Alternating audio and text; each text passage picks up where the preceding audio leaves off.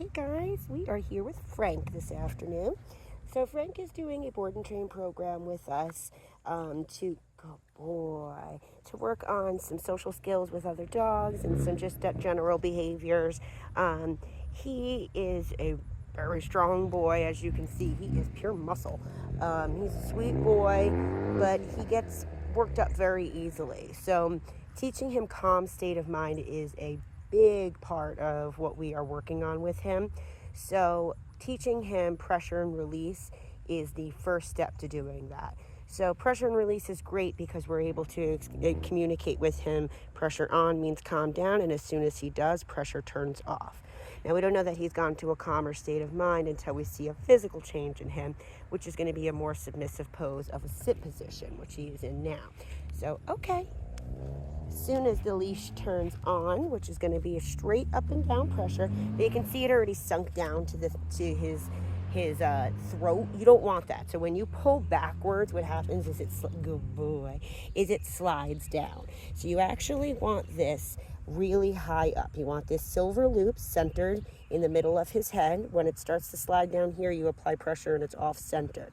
So you want to keep that in the middle of his head, and you want this so that you can fit your fingers underneath it, that it's loose enough so that when you apply pressure and release, you can communicate with him, but it's still loose, right? You always want this just resting on your fingers. You never want to wrap this around and have this tension, right? You always want this to be very loose because that gives you a way to communicate. We move forward when there's a loose leash. We stop moving when there's pressure. And this could just be one finger's worth of pressure. Less is more. If you really follow through and you teach him pressure, straight up and down pressure, right? You kind of want to be a little ahead of him because when you're behind him, you start to pull back and it slips. Now you want to do this around their skull because dogs have pressure points in their skull and in their muzzle. And what we're doing is we're applying that pressure to the pressure points and communicating to them to calm down.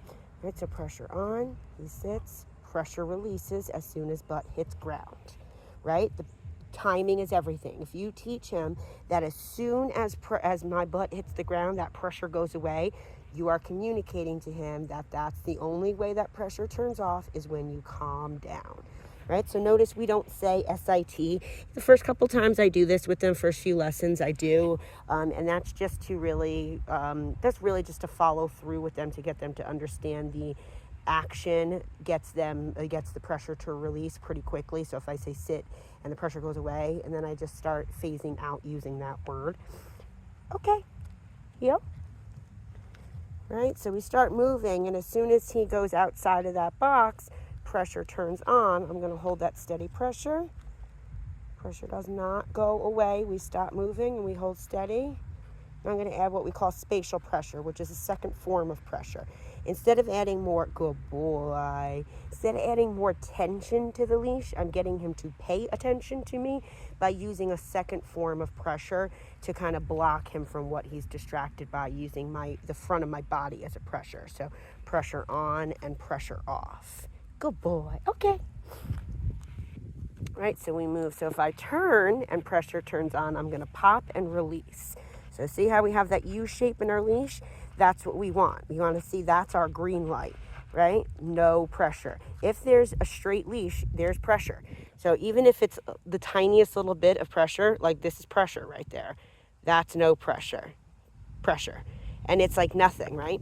So you really have to realize that pressure, if you use less and you make him follow through on those really light pressures, he's going to sit a lot quicker. And when you start walking and he pulls just a little bit ahead, he's going to be like, oh, there's that pressure that she always makes me stop on. And he's going to learn where the sweet spot is, that if I stay right here and I follow her, the pressure never turns on. So we're going to use yellow lights to kind of say, pay attention, right? We're going to use red lights as our full-on stop moving and calm down. And we're going to have our green light, which is a loose leash. So right there, see how he moved ahead of me? He shouldn't be in front of my knee. So if I can't make a left-hand turn without bumping into him, then he's too far ahead of me. I always say, people ask how do I know if he's too far ahead? one, if you're asking yourself that question, he is too far ahead. You should always be the one that's ahead, and you shouldn't even wonder if he is or not. If you're wondering, then yes, he is. Right? So you want him just a little bit behind you so that when you make a left-hand turn, he turns with you, right? When you make right-hand turns, you don't want to get into the habit of pulling him around a turn to force him to follow you. You want him to follow you to follow you on his own, right? So it's not about forcing him to go somewhere, and that's also making him run a red light. So if we're teaching him pressure means stop moving, and then you go to turn and you pull him around a turn, you're saying run a red light right now. And then that's going to be really confusing. So it always has to be loose. Come on, Frank. Good boy. Then I'm just going to use some motivation. Good boy, Frankie. Come on, buddy. Yeah, it is, my buddy. Just do some paws. Good boy, Frankie Franks. He's so fun. He's doing really well. He's much calmer in his crate. We have discovered a water bottle works aces for him. Just 2 little squirts of a water bottle and he stops barking. So that's great. But yeah, he's doing good. I've introduced him to several dogs so far. I have not yet put him into a full play group. That is still too much energy for him. He will snap at that. So we're taking it nice and slow and just introducing him to calmer dogs before I start introducing him to some of the more hyper ones. But yeah, so all in all, Frankie Franks is doing great. Really proud of all of his progress so far.